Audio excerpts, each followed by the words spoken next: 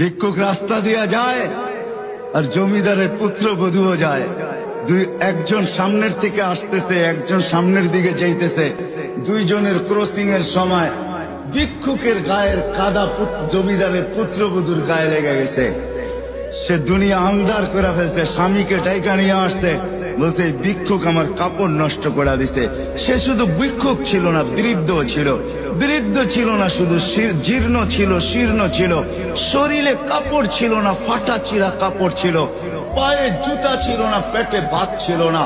জমিদারের পুত্র সইতে পারে নাই, যৌবনী শক্তি সয় কি কইরা তার স্ত্রীর গায়ে ভিক্ষুকের কাদা, বস সমগ্র শক্তিকে হাতে একত্র করা বৃদ্ধের গালে বসায়। বৃদ্ধ কিচ্ছু বলে নাই, শুধু উপরের দিকে তাকায় দুই তিনটা শব্দ উচ্চারণ করছেন।